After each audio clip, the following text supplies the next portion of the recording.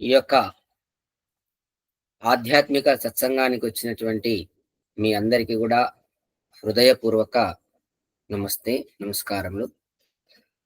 ఈరోజు మొట్టమొదటగా మనం భగవంతుని ప్రార్థన చేసి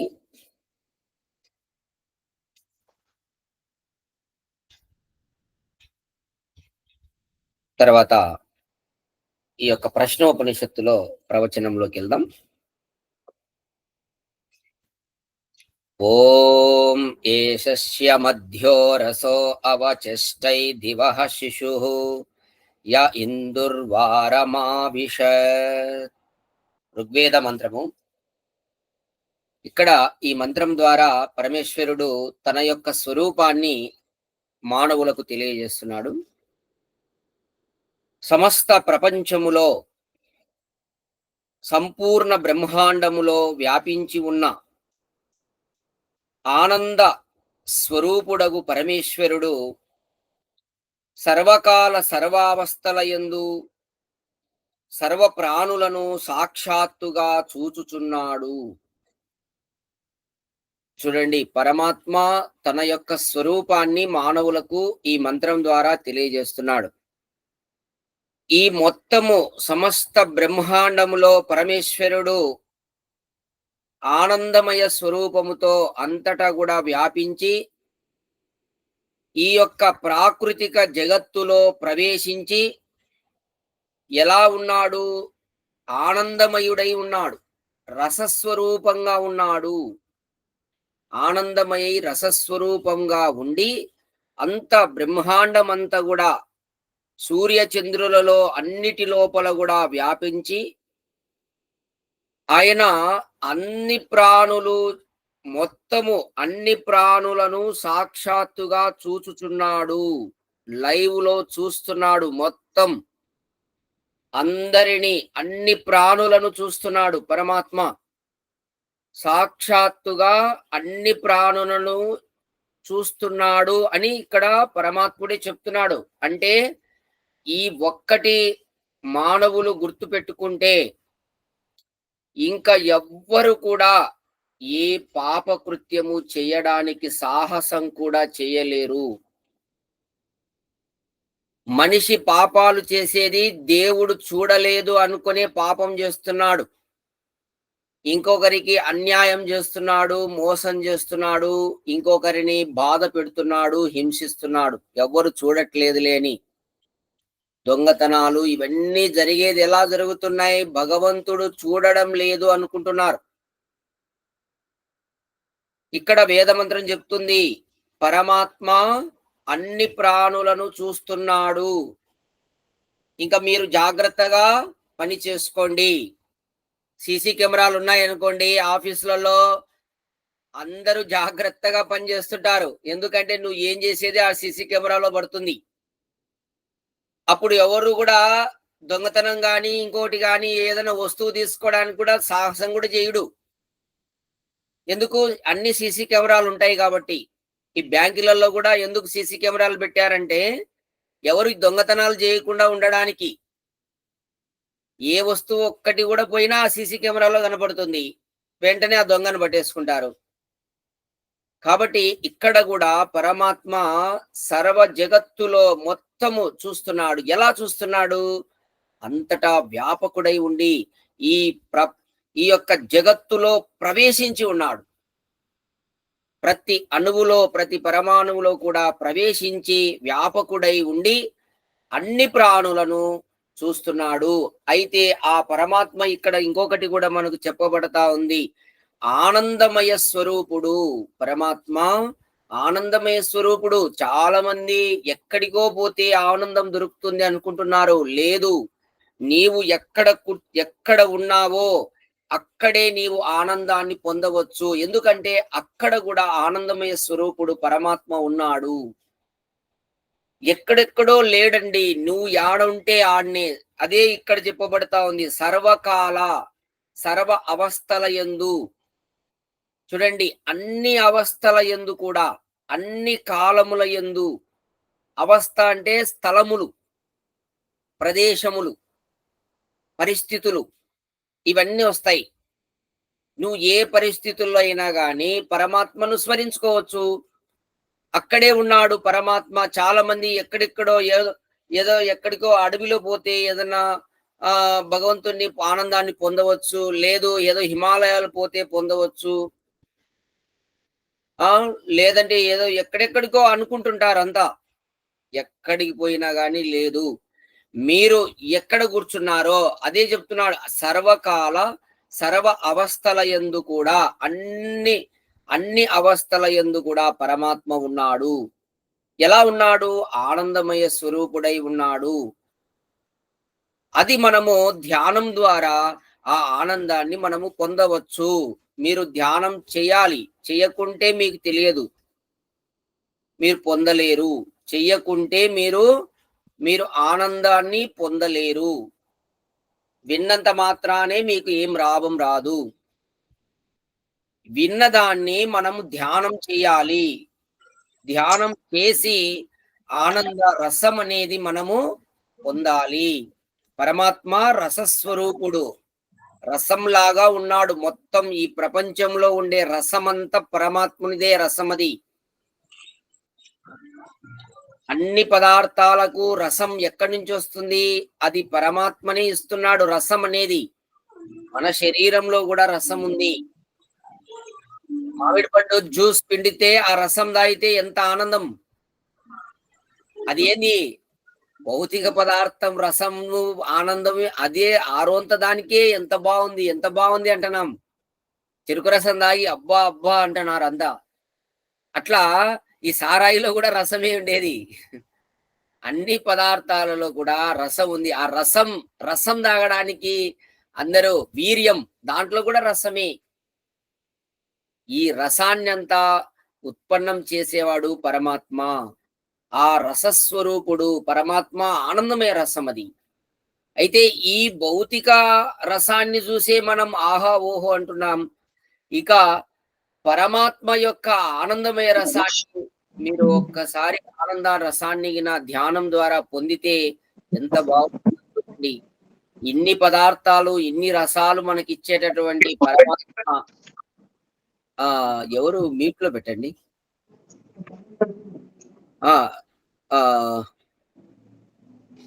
మ్యూట్ లో పెట్టండి యశ్వంత్.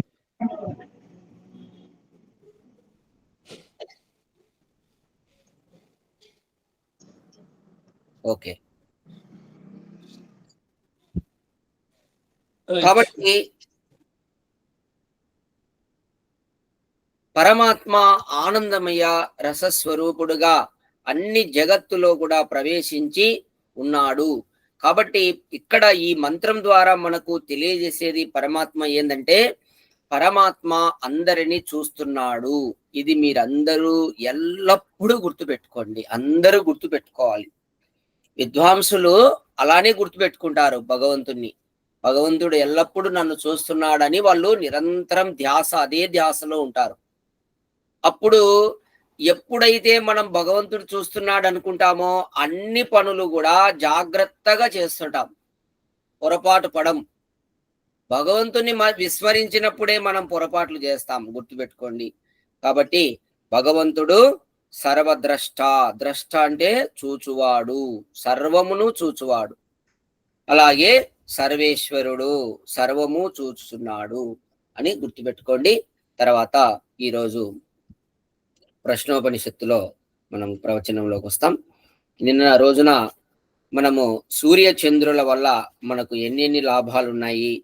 మొట్టమొదట భగవంతుడు సూర్య చంద్రులను ఉత్పన్నం చేశాడు. దాని ద్వారా మనం ఏమేం లాభాలు పొందాలి అనే విషయంగా తెలుసుకున్నాం. ఈరోజు అందరూ కూడా శ్రద్ధగా వినండి. అలాగే మంచి మంచి ఇంపార్టెంట్ అయినటువంటి పాయింట్స్ అన్ని కూడా నోట్ చేసుకోండి. తర్వాత వాటిని మననం చేయండి, విచారణ చేయండి. విచారణ ఎంత బాగా లోతుగా చేస్తారో ఆలోచిస్తారో అంత గట్టిగా మీరు నిలబడగలుగుతారు, స్థిరంగా ఉండగలుగుతారు. అతోత్తరేణ తపసా బ్రహ్మచర్యేణ శ్రద్ధయా విద్యయా మన్విష్యాదిత్య అభిజయంతే ఏతద్వై ప్రాణానా మాయతనమేత అమృతమభయమేతత్ పరాయణమేతస్మాత్ న పునరావ రావర్తంత ఇత్యేష నిరోత సదేశ శ్లోకక. చూడండి, ఇక్కడ ఈ ప్రశ్నోపనిషత్తులో మొదటి ప్రశ్న, ఈ ప్రపంచాన్ని అంతటినీ కూడా పుట్టించినటువంటి, ఉత్పన్నం చేసినటువంటిది ఎవరు అని ప్రశ్న అడిగారు. ఎవరమ్మా అడిగింది?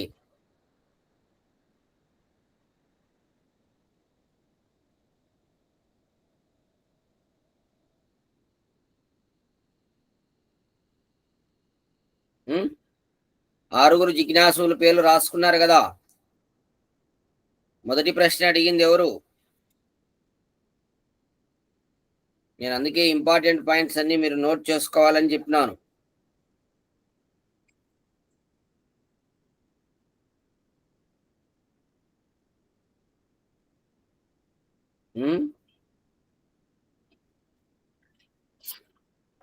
సుకేశవులు గురుజీ.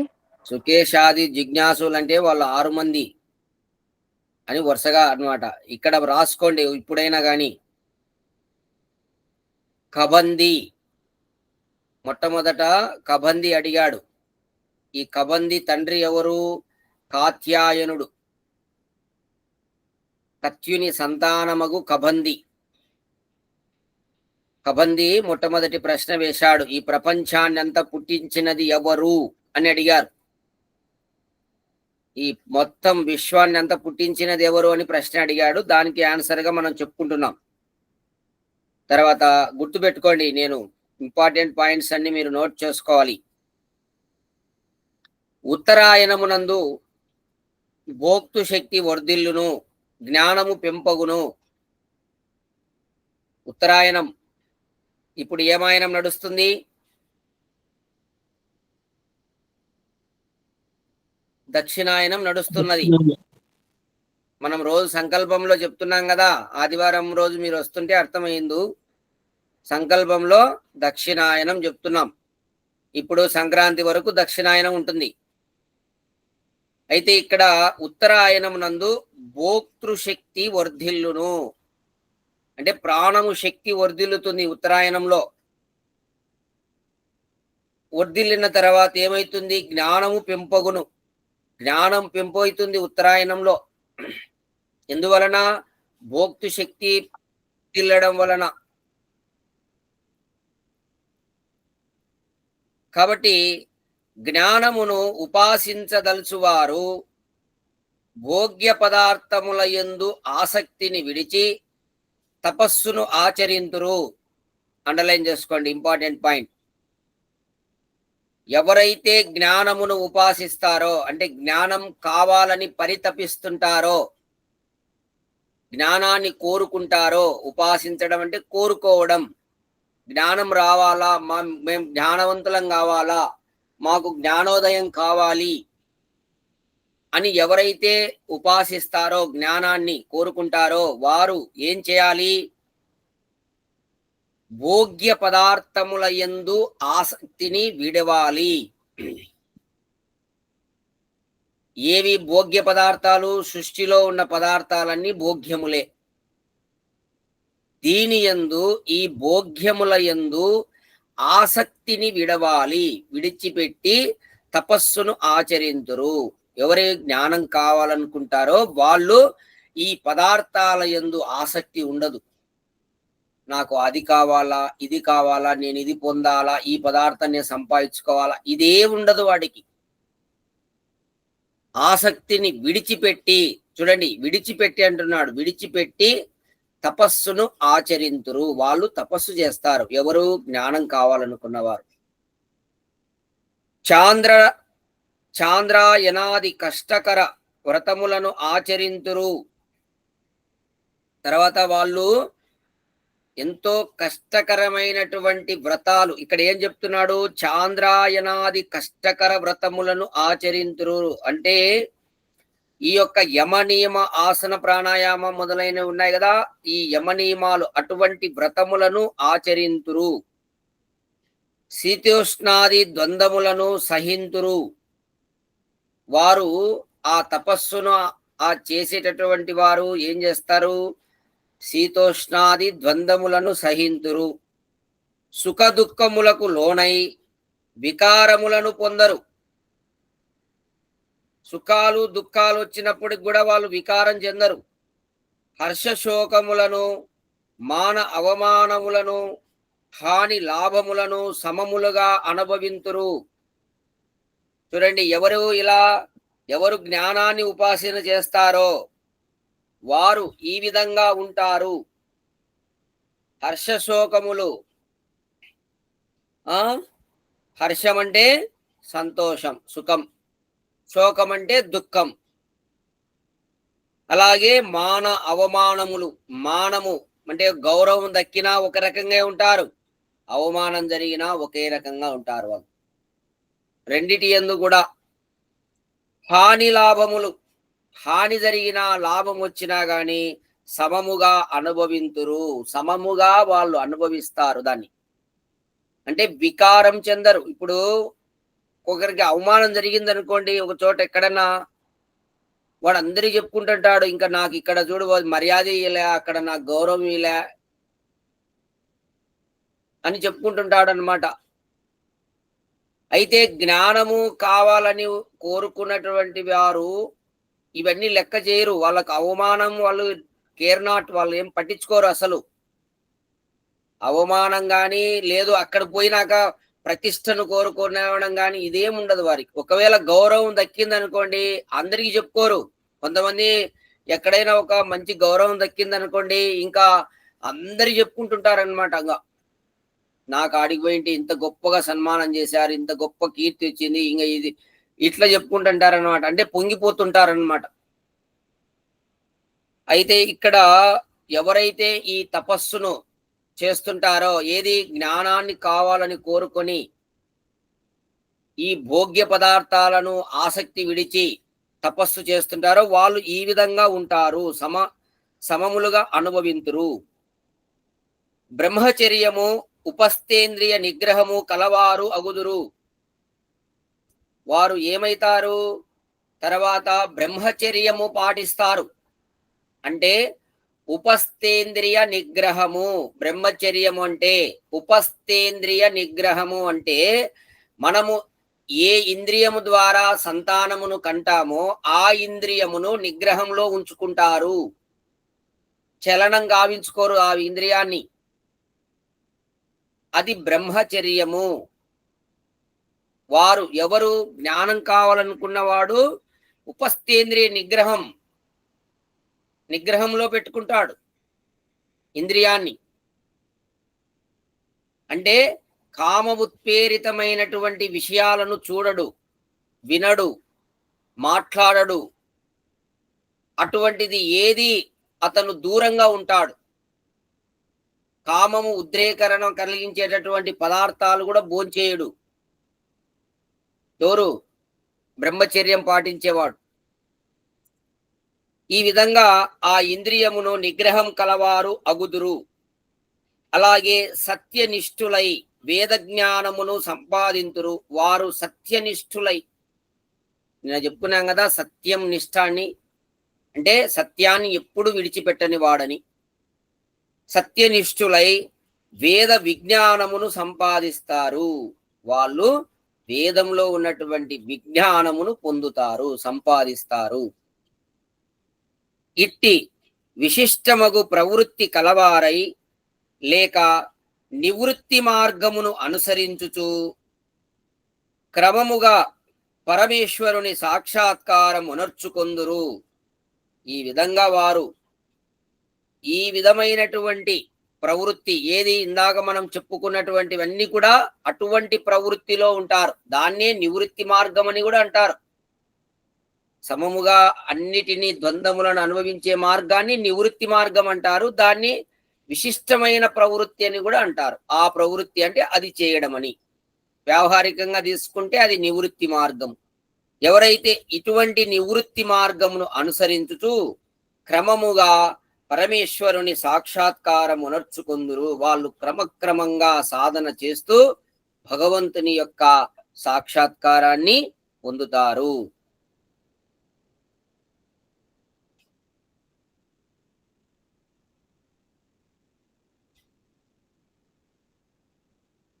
పరమేశ్వరుని ప్రవృత్తి సాక్షాత్కారం. నివృత్తి మళ్ళీ ఒకసారి చెప్పండి సార్.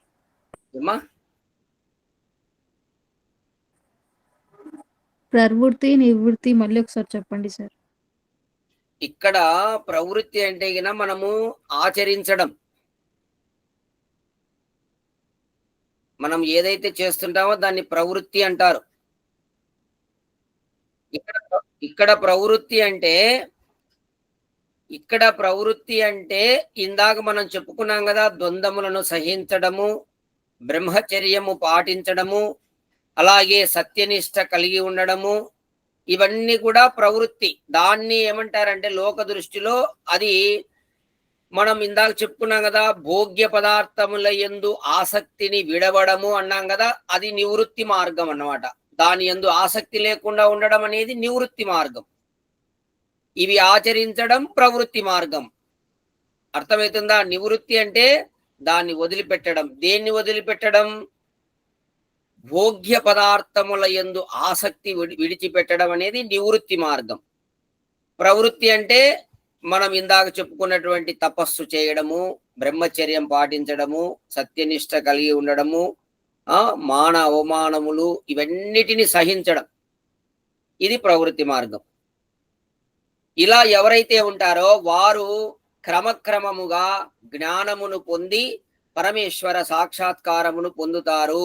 చూడండి, పరమేశ్వర సాక్షాత్కారం జరగాలంటే ఇవన్నీ పాటించాలండి. ఇవన్నీ ఏం చేయకుండా పోయి దేవుని దర్శనం చేసుకొని వచ్చినా అని నువ్వు ఏదో ఆడొక బొమ్మ పెట్టుకొని వచ్చి అది చూసి నేను దేవుని దర్శనం చేసుకున్నా అంటే అవుతుంది. ఇవన్నీ ఎవరు చేయాలి? ఇంత శాస్త్రం ఎందుకు, ఋషులు ఎందుకు, పుస్తకాలు ఎందుకు, ఇంత జ్ఞానం ఎందుకు, ఇంత విజ్ఞానం ఎందుకు, అవసరం ఏంటి? ఏం చెప్పండి. ఊరికే ఇంత సింపుల్ గా ఏదో అయిపోతే ఇంకా ఇదంతా ఎవరి కోసం అండి? తత్వం అంతా ఎందుకు? కాబట్టి ఆలోచన చేయాలి. బుద్ధివంతులు, మేధావులు ఇవన్నీ కూడా పరిశీలన చేయాలి. భగవంతుడు ఎందుకు ఇదంతా, ఇదంతా ఋషులు ఎందుకు మనకు జ్ఞానం ఇచ్చారు? ఎన్ని గ్రంథాలు ఎందుకు రాశారు? వాళ్ళు ఏం పనిలేక రాశారా? ఎంత వాంగ్మయం ఉంది. వాళ్ళు వాళ్ళు వాళ్ళకు తెలియదా ఇటు దర్శనం చేసుకుంటే వచ్చేదనైతే వాళ్ళు ఎన్ని ఎందుకు రాస్తారు చెప్పండి? వాళ్ళు కూడా దర్శనం చేసుకుని ఇదే ఆనందం పని వాళ్ళు అనుకునే వాళ్ళు కదా. ఒరే ఇది తిక్కదిరా, ఇది లేదని చెప్తున్నారు వాళ్ళు. దాంట్లో ఆనందం లేదు, దాంట్లో సుఖం లేదు. కాబట్టి ఇక్కడ ఆ విధంగా పరమేశ్వరుని సాక్షాత్కారమునకు ముందు వారు తమ స్వరూపమును గుర్తింతురు. ఇది పాయింట్ అండర్లైన్ చేసుకోండి. అందరు కూడా ఒక చిన్న నోట్బుక్ పెట్టుకోండి ఎందుకైనా ఇది ఒక మంచి ఉత్తముని లక్షణం. ఎప్పుడు ఒక పాకెట్లో కూడా ఒక బుక్ ఉండాలి, ఒక పెన్ ఉండాలి. ఏదైనా సరే, ఎప్పుడైనా మంచి విషయం ఏదైనా మనకు కనపడితే వెంటనే దాన్ని నోట్ చేసుకుంటుండాలి. ఒక గుడ్ హ్యాబిట్ అన్నమాట ఇది. కాబట్టి ఇక్కడ మనకు ఏం చెప్తున్నాడంటే, భగవంతుని సాక్షాత్కారం జరగక ముందు తనను తాను తన స్వరూపమును గుర్తిస్తాడు. ఈ జీవుడు ఎవరైతే మానవ శరీరంలో ఉన్నటువంటి జీవుడు భగవంతుని సాక్షాత్కారం పొందక ముందు తనను తాను తెలుసుకుంటాడు అని చెప్తున్నాడు. ఋషి చెప్తున్నాడు ప్రశ్నోపనిషత్తు ద్వారా.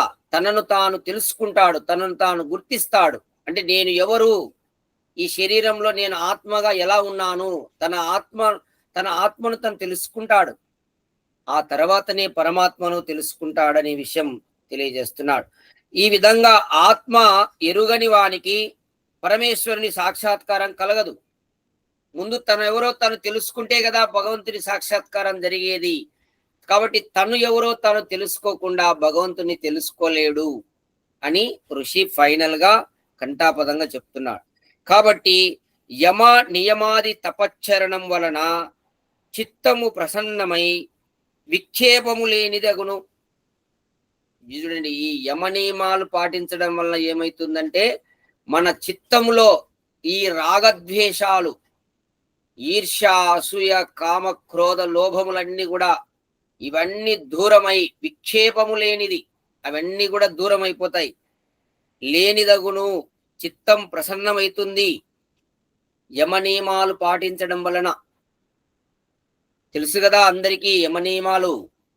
అహింసా సత్యమస్తేయ బ్రహ్మచర్య అపరిగ్రహ శౌచ సంతోష తపస్వాధ్యాయ ఈశ్వర ప్రణిధానాని నియమాః. ఈ 10 ఇవన్నీ కూడా చేయడం వల్ల చిత్తం ప్రసన్నంగా ఉంటుంది. ప్రసన్నమై విక్షేపములు లేనిది, మళ్ళీ దానికి ఆటంకం కలిగించేటి ఏముండవు దాంట్లో. ఇంకా అలాంటిది అగును, సమాహితమగును చిత్తం. ఇట్టి చిత్త నిరోధం వలన భోక్త జీవుడు, గుర్తుపెట్టుకోండి, ఇక్కడ భోక్త అంటే జీవుడు, అనుభవించేవాడు. ఈ శరీరంలో ఉండి జీవుడు అనుభవిస్తుంటాడు. ఇంద్రియాలు కాదు అనుభవించేది, జీవుడే. ఇంద్రియాలు కూడా జడ పదార్థాలే, దానికి ఏం తెలియదు. జీవుడు అనుభవిస్తుంటాడు. అన్ని ప్రాణుల యందు కూడా జీవుడే అనుభవించేది. భోక్త అంటారు జీవుని. రాసుకోండి, కొన్ని పదాలు నోట్ చేసుకుంటాండి. ఎప్పుడైనా మీరు విన్నప్పుడు ఆహా ఇది మేము అప్పుడు విన్నాం కదా అని మీకు గుర్తుకు వస్తుంది రాసుకుంటుంటే. అయితే ఈ కృతయుగంలో ఉన్నారు మా కృతయుగం, మనం చాలా పూర్వము ఎవరు రాసుకునే వాళ్ళు కాదు, వాళ్ళ మేధాశక్తి ఎక్కువ ఉండేది, చెప్తుంటే అర్థమైపోయేది అనమాట, కూర్చొనే వింటుండేవాళ్ళు. కానీ మధ్య కాలంలో అటువంటి శక్తి తగ్గుతూ వస్తుంది, మేధాశక్తి అనేది. మీరు గత నెల రోజుల కింద ఏ ఆహారం తిన్నారంటే కూడా గుర్తుండదు. చాలా మతిమరుపు వచ్చేసింది ఈ మధ్య కాలంలో. అసలు ఇంకా నెలంటా నేను పొద్దున క్లాస్లో ఏం చెప్పినది మళ్ళా ఒక్క అర్ధ గంట తర్వాత మళ్ళీ రిపీట్లో అడిగినా కానీ చెప్పలేని పరిస్థితి. అంటే మేధాశక్తి తగ్గిపోయింది, మేధస్సు లేదు. అందుకే అందరూ మేధస్సు కొరకు హోమాలు చేయండి. హోమం చేయడం వల్ల మేధస్సు పెరుగుతుంది. ఓం యాం మేధాం దేవ గణాః పితరచ్చోపాసతే తయా మా మధ్య మేధయాగ్నే మేధావినం కురు. ఈశ్వరా, మాకు ఎవరు మేధావులు, విద్వాంసులు, ఋషులు ఉన్నారో వాళ్ళ మేధస్సు మాకు ఇప్పుడే వెంటనే ప్రసాదించు అని యజ్ఞంలో ప్రార్థన చేస్తాం. అట్లా యజ్ఞం చేస్తూ రోజు హోమం చేస్తే వాళ్ళ మేధస్సు అమోఘంగా పెరుగుతుంది. జ్ఞాపక శక్తి బాగా అద్భుతంగా ఉంటుంది. చదివిన పాఠాలన్నీ గుర్తుంటాయి. ఎప్పుడు పాఠం గుర్తుంటుందో అప్పుడు తప్పు పని చేయడు. చదివినది బాగా గుర్తుంటుంది. ఎక్కడైతే నువ్వు కింద పడతావో అక్కడ నీకు ఇది స్మరణలోకి వస్తుంది. ఆ తప్పు పని చేయకుండా ఆగిపోతావు. ఎప్పుడు జ్ఞాపక శక్తి నశించిందో అప్పుడు తప్పు పనులు చేస్తావు. నువ్వు చదివింటావు మంచిగా అన్ని, ఆ సమయానికి అది గుర్తు రావాలి కదా. పిల్లవాడు 10th క్లాస్ ఎగ్జామ్స్ కు బాగా ప్రిపేర్ అయిపోయి ఉంటాడు, అన్ని చదువుకొని. పరీక్షలో కూర్చున్నప్పుడు ఏం గుర్తు రాకపోతే ఉపయోగం ఏంటి? ప్రశ్నలు మొదలు పెడతానే ఆన్సర్లు గుర్తు రాకపోతే ఇప్పుడేం ముందు చదివింటాడు, చదివిన తర్వాత అక్కడికి పోయి నాకు ఆ ప్రశ్న మొదలు పెడతానే ఆన్సర్ గుర్తు రాలేదనుకో, ఏమైపోయా? చదివిన చదువు గోయింద అవుతుంది. కాబట్టి జ్ఞాపక శక్తి ఉన్నప్పుడే మనం ఆచరణలో కూడా కరెక్ట్ గా పెట్టగలుగుతాం. అందుకు అందరూ కూడా మేధస్సు కొరకు కూడా కొంత సమయం కేటాయించండి. మేధస్సు అనేది ఐశ్వర్యం, అది కూడా ఐశ్వర్యం. కాబట్టి ఆ విధంగా ఇక్కడ మనకు అదే విషయాన్ని తెలియజేస్తున్నాడు.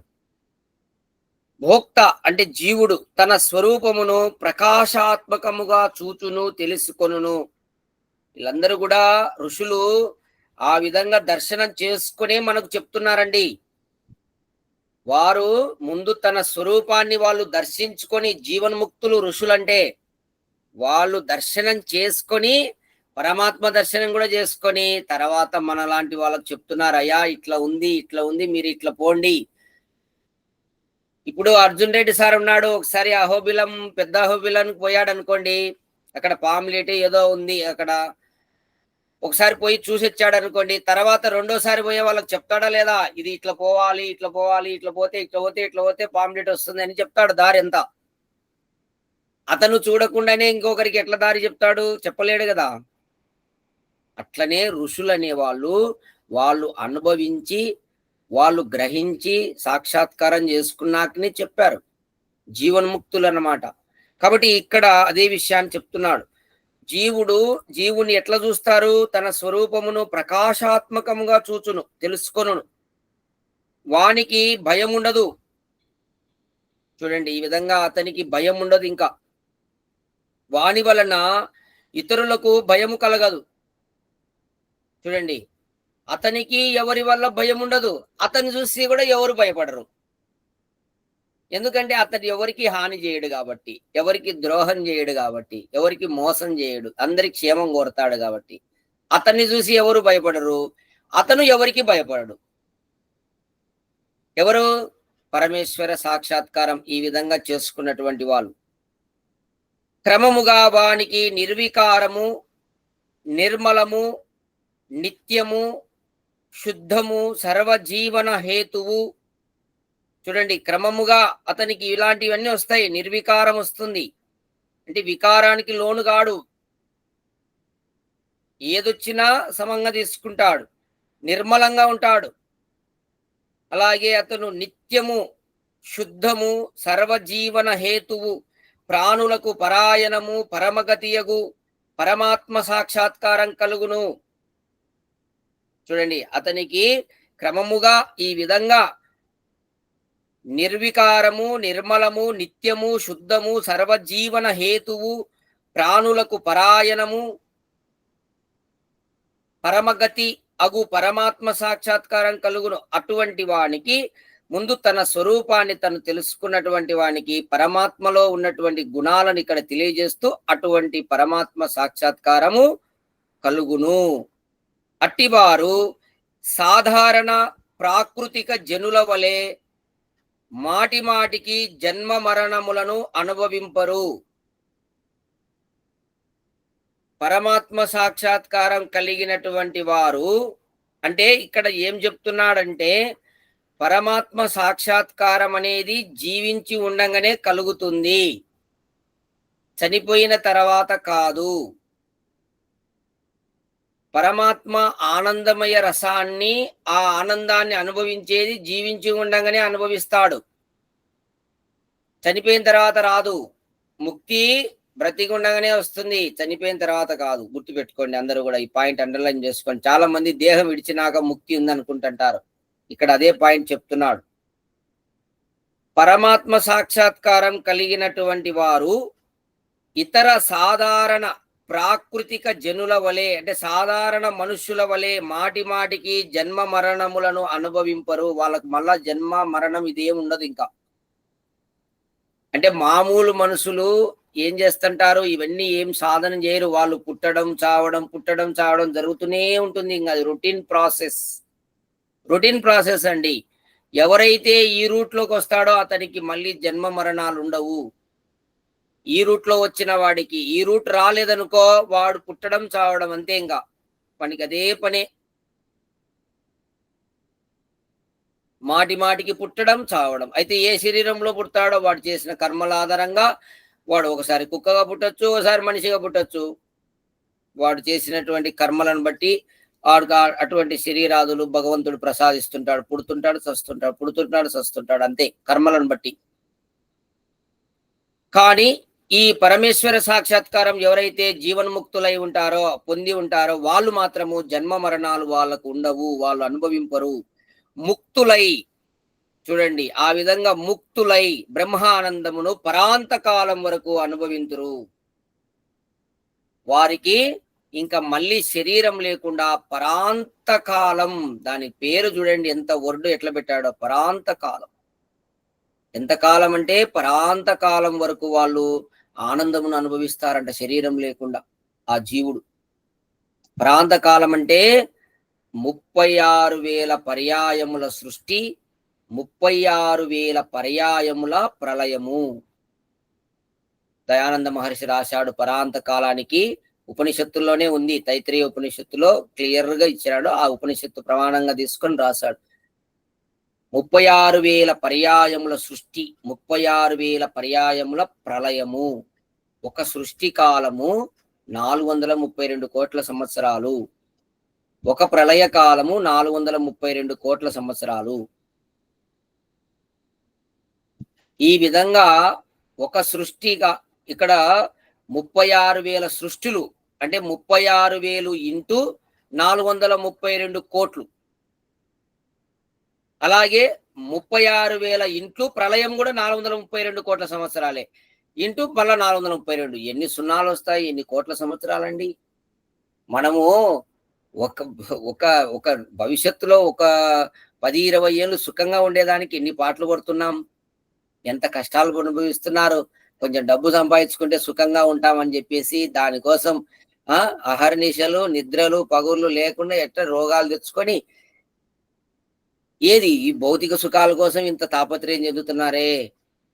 పరాంత కాలం వరకు నీకు శరీరం లేకుండా పరమాత్మలోనే నువ్వు శరీరం లేకుండా ఆనందంగా అంటే 36,000 పర్యాయముల సృష్టి ఎన్ని కోట్ల సంవత్సరాలు. అట్లాగే 36,000 పర్యాయముల ప్రళయం. ప్రళయంలో కూడా జీవుడు ఆనందంగా ఉంటాడు. మామూలు జీవులు ఆనందంలో ఉండవు, కోమాలో ఉంటాయి ప్రళయంలో. దానికి అసలు సుఖం తెలియదు, దుఃఖం తెలియదు. శరీరం కూడా ఏముండవు ప్రళయంలో. ఊరికే జీవులు ఊరికే అట్లా పడి ఉంటాయంటే. కోమాలో ఉన్న జీవుడు ఎట్టంటాడు? వానికి ఇచ్చినా ఏం తెలియదు, సుఖం తెలియదు, దుఃఖం చూడలేడు, ఏం చేయలేడు. కోమాలో ఉన్న మనిషి ఏం చేస్తాడు? తన మనసును ఎవరైనా గుర్తుపడతాడా? ఏం చేయలేడు. అట్లా ప్రళయంలో జీవులన్నీ, ప్రపంచంలో మొత్తం బ్రహ్మాండంలో జీవులన్నీ కోమాలో ఉంటాయి ప్రళయంలో. అది ప్రళయం ఎంతకాలం ఉంటుందట? 432 కోట్ల సంవత్సరాల వరకు ప్రళయంలో అట్టనే ఉంటాయి జీవులు. ఈ సృష్టి ఉండదు. చెట్లు, పుట్టలు, నదులు, సముద్రాలు, పర్వతాలు ఏముండవు. అంత శూన్యం ప్రళయంలో. మళ్ళీ దీన్ని ఏం చేస్తాడు? 432 కోట్ల సంవత్సరాల తర్వాత భగవంతుడు సృష్టి చేస్తాడు. మొత్తం అంతా ఈ స్థూలంగా ఇట్లా విస్తరింపజేస్తాడు. అప్పుడు ఏ జీవులకు ఏ శరీరాదులు ఇవ్వాలనో ఈ సృష్టిలో ఆ శరీరాదులను ఇచ్చి పంపిస్తుంటాడు. అంత ప్రాసెస్ ఉంది. అందుకే మనం ఏం చేయాలి?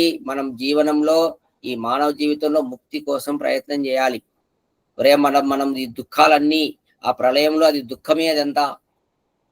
కాబట్టి ప్రతి మానవుడు కూడా ఈ విధంగా ముక్తి కొరకు ప్రయత్నం చేయాలి. పరాంత కాలము ముక్తి అనుభవించడానికి ప్రయత్నం చేయాలి. తర్వాత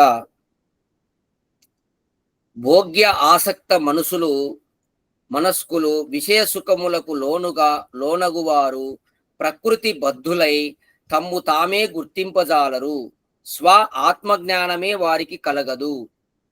చూడండి, ఎవరికైతే ఈ భోగాసక్తి ఉంటుందో, ప్రాకృతిక సంపదల కోసం ఆసక్తి చూపిస్తుంటారో అటువంటి వారు తన్ను తాను కూడా తెలుసుకోలేడు. తనకు ఆత్మజ్ఞానమే కలగదు. ఇక పరమాత్మ జ్ఞానం వారికి ఎట్లు కలుగును? జీవాత్మ జ్ఞానం కలగని వారికి పరమాత్మ జ్ఞానం కలగనేరదని భావము. కావుననే ఆత్మస్థం ఏ అనుపశ్యంతి ధీరా తేషాం సుఖం శాశ్వతం ఏతరేషాం అని చెప్పబడింది. ఆ ఆత్మస్థుడైన పరమాత్మను అనుపశ్యంతి దర్శనము చేసుకొని వారికి శాశ్వత సుఖము, ఆనందము లభించును, కానీ ఇతరులకు లభించదు. కాబట్టి శాశ్వత సుఖం, శాశ్వతమైన ఆనందం ఆ పరమాత్మను తెలుసుకుంటేనే లభిస్తుంది, కానీ ఇతరులకు లభించదు అని మహర్షులు నుడివి ఉన్నారు. ఇక్కడ అనుపశ్యంతి క్రియాపదము గమనింపదగినది. పశ్యంతి అనగా చూతురు, తెలుసుకొందురు. అనుపశ్యంతి అనగా తర్వాత చూతురు, తెలుసుకొందురని అర్థం. తర్వాత అనగా తన స్వరూపమును ఎరిగిన తర్వాత అని అర్థము. ఇక్కడ అనుపశ్యంతి అని ఋషులు ఎందుకు అన్నారంటే, ముందు తన్ను తాను తెలుసుకుంటాడు, ఆ తర్వాత పరమాత్మను తెలుసుకుంటాడు. ఇదంతా కూడా ప్రాసెస్ ఎక్కడ జరుగుతుంది? ధ్యానంలో జరుగుతుంది. తన్ను తాను తెలుసుకోవడం ధ్యానంలో తెలుసుకుంటాడు, పరమాత్మను కూడా ధ్యానంలోనే తెలుసుకుంటాడు. ఖచ్చితంగా ఎవరు ఈ విధంగా మోక్షము, ముక్తి కోరుకుంటారో, పరమాత్మ శాశ్వత ఆనందాన్ని కోరుకుంటారో వాళ్ళు తప్పకుండా, దయానంద మహర్షి చెప్పినాడు, తక్కువలో తక్కువ 2 గంటలు ధ్యానం చేయాలి రోజు. పరమాత్మ మీద మనస్సు లగ్నం చేసి 2 గంటలు చేస్తే తక్కువలో తక్కువ వారికి మాత్రమే ఇటువంటిది లభిస్తుంది.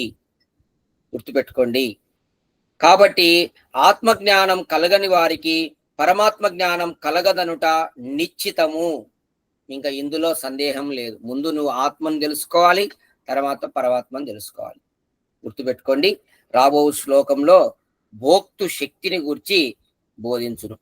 మిగతా నెక్స్ట్ భోక్తృ శక్తి అంటే ఏంది అనేది మనం నెక్స్ట్ రేపటి సత్సంగంలో తెలుసుకుంటాం. ఇప్పటి వరకు చెప్పిన దాంట్లో ఏమన్నా సందేహాలు ఉన్నాయమ్మా? పోచిరెడ్డి గారు, రామచంద్రారెడ్డి గారు, సందేహాలు ఏమైనా ఉంటే మైక్ ఆన్ చేసుకొని ఏమన్నా అంటే అడగండి. చాలా సంతోషం. నిజంగా మీరు ఆ సంకల్పం ఉంటే ఎక్కడైనా సత్సంగంలో పాల్గొనొచ్చు అనేది మీ ద్వారా తెలుస్తా ఉంది. ఎక్కడైనా మారుమూల ప్రాంతంలో పల్లెటూరులో ఉండి కూడా మీరు అన్ని పనులు చేసుకున్నా కూడా ఈ సత్సంగంలో, ఇది సత్సంగం అనేది పరమాత్మకు అనుసంధానమైనటువంటిది, మనల్ని పరమాత్మకు దగ్గరగా తీసుకుపోయేది. కాబట్టి మనము ఎక్కడైతే ఈ విధంగా వేదము, ఋషుల గ్రంథాలు, సత్సంగం జరుగుతుంటే అక్కడల్లా పార్టిసిపేట్ చేయాలి. అయితే అక్కడ వాళ్ళు చెప్పేది సుత్తి లేకుండా ఉండాలి. కొంతమంది నేను గూగుల్ మీట్లలో పార్టిసిపేట్ చేశాను. సెల్ఫ్ డబ్బా ఉంటుంది, ఊరికే సుత్తి కొట్టుకుంటా ఉంటారు. అది కాదు. మన వాళ్ళలో కూడా నేను చాలా మందిని కూడా కొంతమందిని అబ్జర్వ్ చేశాను. సబ్జెక్టు ఒకటి ఉంటే ఇంకొక దానికి తీసుకుపోతారు. అర్థం కాకుండా వినే వాళ్ళకు బోరు కొట్టే విధంగా చేస్తుంటారు. అది కాదు. వాళ్ళకు ఇంకా వినేటప్పుడు ఇంకా ఇంకా దీంట్లో ఏం చెప్పబోతుంది, ఏం చెప్తున్నారు, ఇంకా ఇంకా దీంట్లో ఏం తెలుసుకుందాం అనే ఒక ఆసక్తి వాళ్ళకు కలగాల వినే వాళ్ళకు. అట్లా కాకుండా ఏదో సబ్జెక్టు ఒకటి చెప్పు, ఇక్కడ సబ్జెక్ట్ ఒకటి ఉండి దాన్ని మళ్ళీ ఎక్కడికో తీసుకెళ్తే వినే వాళ్ళకు సరిగా ఉండదు. ఏమో అర్థమైంది అందరికీ? రామచంద్రారెడ్డి అర్థమైంది ఇట్లానండి. ఎస్, అర్థమైంది. నువ్వు అన్నట్టు ముందు జ్ఞానం తెలుసుకోవాలంటే తను తెలుసుకుంటేనే, తెలుసుకోకుంటే కనుక జ్ఞానం అనేది అర్థం కాదు.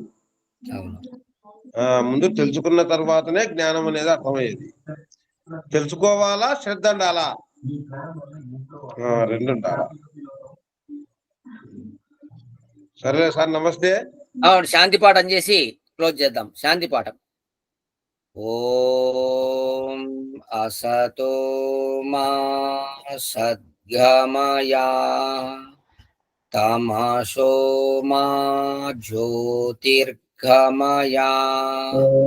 మృత్యోర్మా అమృతమయా. ఓం శాంతి శాంతి శాంతి. అందరికీ నమస్తే. ఓ నమస్తే సార్. ధన్యవాదములు.